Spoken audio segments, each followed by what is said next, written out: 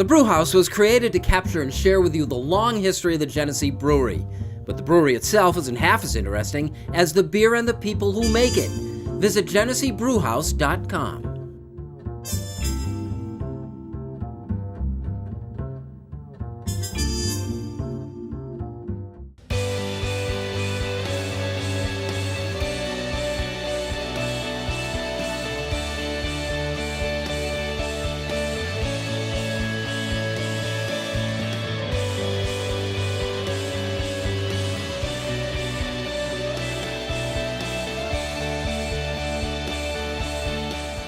Hi everyone, thanks for joining us. This is the Rochester Press Box presented by the Genesee Brewhouse. Nice to have Kevin Oklobzija back in the house. Great to be here. All right. Mike Catalana's back. Good to be here. Good to see you. And Pat Duffy in uniform. In honor of the NBA Finals, the man that Draymond Green wishes he could be, Dennis Rodman, Bulls jersey. Come on now. I'm with you on that. And I think Draymond is excellent, but I think people forget just how dominant he was with two teams. I'm not just talking dominance, I'm talking insanity, but that's a whole other discussion. Okay, good. So he got both going his way. He's still unique in his own way, though. Oh, He's got relations with North Korea under That's control. true. Hey, let's talk some basketball, Kevin. All right, there we Look, go. you offered a basketball take in the press box of the Red Wings game this week and, stopped everybody. It's like, did. and all that told me is that, I did. boy, it's something compelling. So is it hockey or is it basketball for you this season? It doesn't even come close, and it doesn't compare. Although, I do like the fact that the Raptors are in, because I can't even imagine what Maple Leaf fans are feeling right now. You have to love this. I mean, the team, started first year was 96,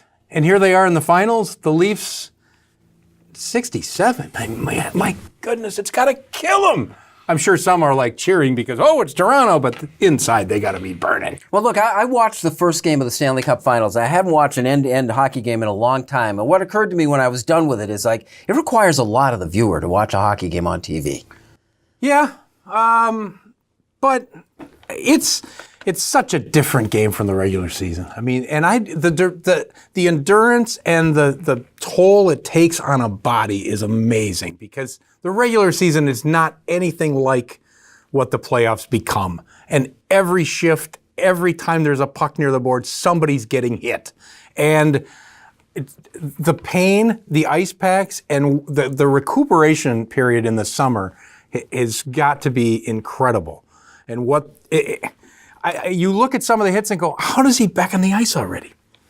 All right, so that's a Minnesota background. Now from Philly. No, but I think it does a disservice to both sports to compare them and criticize one sport or the other. They're played differently. The physical toll in a game, Actually, in you know hockey. what? The basketball physicality is pretty intense. It is.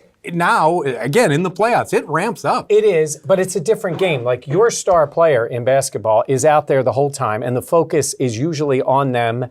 A guy like Kawhi Leonard is absolutely carrying this franchise offensively and in many cases defensively too. And he's out on the court, they rest him during the year, but he's out on the court close to 40 minutes of a game. Well, obviously you could never do that in hockey. So the intensity in those bursts is crazy. It's more of a physical toll of the hitting, but it's multiple possessions, multiple times down the court, and all that on a player. I think they're both amazing. I think both sports take so much. But I do think they're different ways. And if you pretend that there isn't a ramped up intensity to basketball and you want to say, they just run up and down the court, then I think you're missing the point of it. When you go to a sporting event, do you wear a t-shirt that says, I hope both teams just have fun? I don't like to compare the two sports. Hockey is a more physically demanding game, but Kawhi's out there the whole time. Steph Curry is out there, the whole time, and there is a physical toll they take. If you had to pick between them and they were both on the same night, which game do you watch? I'm a basketball guy to begin with, but I like a lot of people. But I'll watch basketball all year long. I'm much more attuned to, besides the Sabres, the playoffs. If you look around the country, obviously there's no doubt, basketball gets a bigger stretch. If you look in Western New York, I certainly think hockey is right there, and most of people here are rooting against the Bruins, but they're a heck of a team, and they're hard to watch. Thankfully, you don't have to choose, because the NBA and NHL work enough together and the television networks work enough together. The NHL was smart enough to stagger their games away from the NBA. You know what? There's a few. The NBA wouldn't want to lose a few viewers. Especially what if the Celtics are in? Well, see, here's the thing. Normally, just real quick, normally, I would be hockey running away with this thing for me personally, but this year I hate the Bruins so much and I don't want the Blues to win. I'm going to watch the games, obviously, but I hate watching them, and I am very intrigued by Kawhi Leonard because there is a superstar vacuum that's starting to form in the NBA right now. LeBron was king of the mountain, and then we see what's going on here. People are seeming to tire of Steph Curry. They're getting a little annoyed by him. If Kawhi Leonard can somehow even make this series competitive, he might be, even though he's the most boring man that's ever existed, your ipso de facto NBA superstar moving forward. So ipso facto, it is good. He is the unique man in all of sports now. He really says nothing, but he might be the best all-around player in the game. We are the Rochester Press Box, presented by the Genesee Brewhouse. We talk Buffalo Bills next.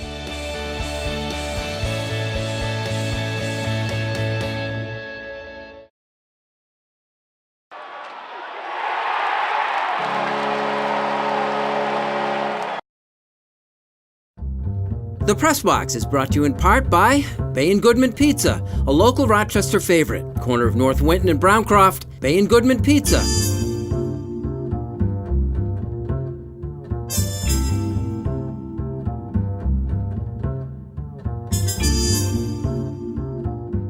Welcome back. Thanks for joining us. We are the Rochester Press Box, presented by the Genesee Brewhouse. We're in that long season of Buffalo Bills OTAs. Is there anything that we can pull out of this of value? I think the OTAs are important to the team. I don't think they're particularly newsworthy. I think it's nice to see when it appears that, Josh Allen looks more the part. I tend to focus a little bit more on the way he carries himself, with the rest of the team, not just in the OTAs, but in other times in the offseason when they work together. The fact that he's throwing the ball great, that's great. It's OTAs in that sense. So I'm not as much looking at the focus of saying 3 touchdowns, he looks great, he's zipping the ball around.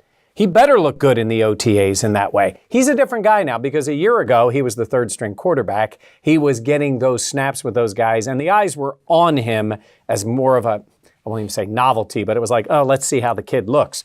Well, now he's the guy. And I do think you sense a little difference in him. And that'll go to this part, and then it ramps up more when it's to training camp. And I understand why, as reporters and people are there and they're focusing on it, like great pass to the outside, a touchdown here.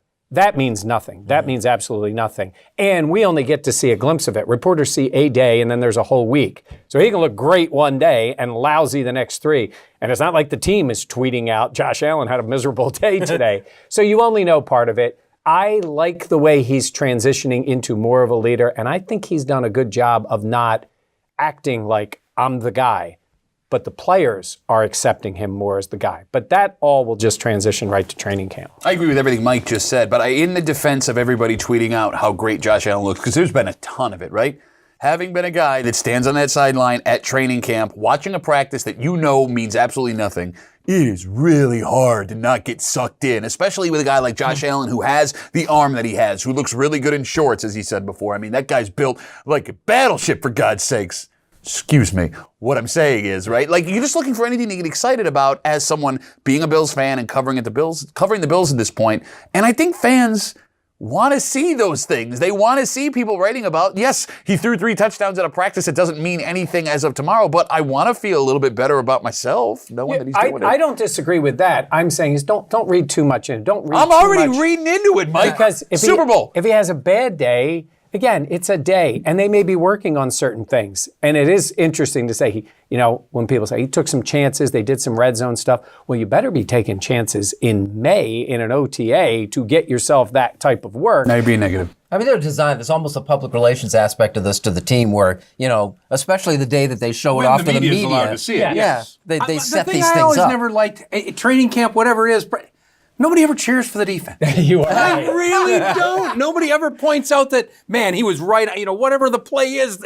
Or how lousy they're playing when he's busy throwing 3 touchdown passes. Yeah, that's just it. It was, by the way, that 80-yard touchdown in camp was on your defense. It was your starting cornerback that, got sizzled. By the way, we talked to the defensive guys sort of get a kick out of that. They know. Now, you pick off the pass, the fans are thrilled when it's like the third-string quarterback who threw it.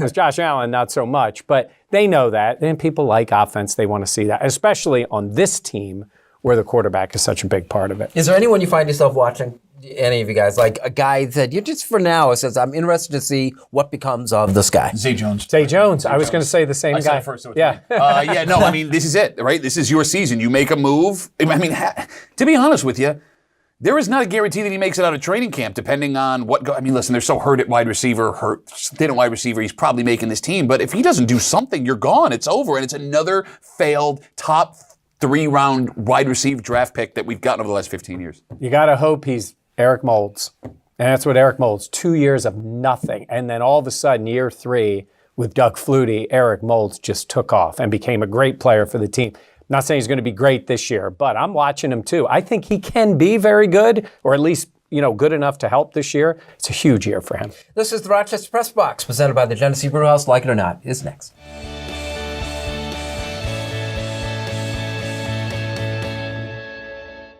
Here's the Press Box trivia question, brought to you by Market View Liquor, where exceptional customer service meets an extensive selection. Jefferson Road at 390.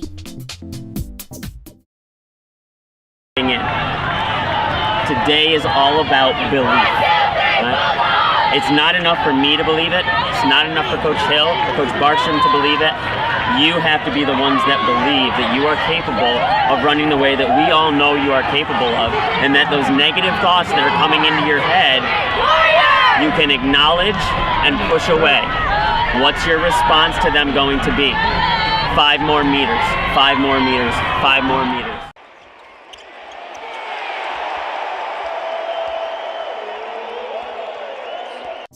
Here's the Press Box trivia answer, brought to you by Market View Liquor, where exceptional customer service meets an extensive selection. Jefferson Road at 390. Welcome back, and thanks for joining us. This is the Rochester Press Box, presented by the Genesee Brewhouse. Like it or not, the just recently passed Jon Daly experience in Rochester. I mean, I think for the Senior PGA Tour, you absolutely need a guy like Jon Daly, because just speaking as a casual golf fan, right? The only person I cared about when the Senior PGA was here was Jon Daly. And when it became very apparent that Jon Daly wasn't going to do anything, I stopped paying attention to the Senior PGA Tour, despite the fact that I could not turn on 13 WHAM without seeing it every 15 seconds. But, listen, you need a guy like that to balance out the stuffed shirts that are going to these events. You know as well as I do that it's not exactly the most lively crowd when it comes to a golf event, especially the older golf events, right? So, no, but for an event like that, yes, Jon Daly is absolutely necessary, and I'm glad that I was able to experience the little bit of Jon Daly in Rochester. What do you think? Little bit of an experience is good. He missed the cut and went away, which I was sort of happy with. I reference, this is like your crazy uncle at the party. He's fun for a little while, and then you're like, okay, go ahead. I think he's sort of he's got to ride that card. He's sort of a little disrespectful to the game, and I'm not the stuffed shirt. From vacation. Yeah, it's really what he is. Like, he could still do all that and still be Jon Daly. He didn't really look like he was having that much fun. I think he was kind of miserable around a lot of people, and I'm glad he missed the cut, and I'm glad he was gone. I don't think he's good for golf, but I did go out and do a story, and I had 20-some-year-old guys and 50-year-old women and other guys who said they were there, they wanted to see Jon Daly. It's like you see him like, you see it for a little while, and like Niagara Falls. There it is. There's the falls, and then you keep going. It's more of a spectacle than it is. I want to see him golf. But he was making the rounds, too. I know a lot of people didn't go to the golf tournament that said that they saw Jon Daly. That's fine. I just think he did not, well, first of all, and he had played the week before and then came again to play this week, and he's riding around on that cart. That part is enough. Let him move on. Do you realize what we just witnessed? A miserable old man getting miserable about another miserable old man. It's miserable old manception in the press box today. They'll get another one, like it or not. And you touched on this earlier. Toronto and its place in the NBA championship. Again, I like it. I mean, I think, and again, I'm looking at what Maple Leafs fans are going through, and Maple Leafs haters are going through, and we have one here that's just not a big. So he'll get the last word on this. Well, yes, absolutely. But I think it's fine. And I think the fact that they're there, they knocked off Milwaukee, and the way they did it, the way they won the series before was phenomenal. I mean, Kawhi is suddenly, You mean lucky. Oh. I mean, 4 bounces and the ball goes through. Seriously? Somebody picked the Bucks live on this show. I did. I got to tell you, and the Bucks choked that series away. And it's made us all susceptible to having to watch Drake on the sidelines a little longer. Well, does your well-publicized takes on Canada and hockey, does that slide over to basketball also? No, actually, I kind of enjoy watching, it's always cool when you have a unique thing, right? The NBA Finals in a foreign country for the first time ever. I'm enjoying watching this thing. And there is a difference between Maple Leafs fans and Raptors fans. Yes. Right? The Maple Leafs fans are obnoxious and stupid and ignorant, and God, I hate them so very much. Raptors fans are just happy to be at the party right now, right? And here's the thing, that's going to change, right? If there's continued success in Toronto, those Raptors fans are going to get just as bad as the Leafs fans, but right now I'm enjoying watching everybody in Toronto enjoy the 1 year of Kawhi they're going to get. They do seem to be embracing it. They do. I want to see if Kawhi stay in Toronto and Drake go to the Lakers. Can we do that? Just go away. There are issues Wait, there. can we keep having two old guys talk about Drake? Because I'm really enjoying this conversation. Stop. What? This is the Rochester Press Box. Is that you? Yeah, we had one more word. This is the Rochester Press Box, presented by the Genesee Brew House. Unfinished Business is up next.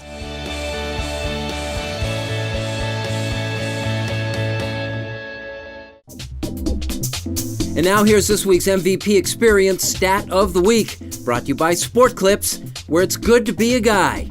No appointment ever needed.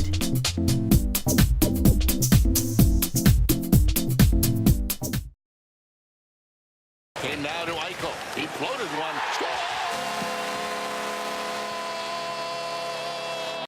Baskin-Robbins ice cream flavored coffees are back at Dunkin'. Try banana split, pistachio almond fudge, or butter pecan ice cream flavors in your Dunkin' coffee today. America runs on Dunkin'.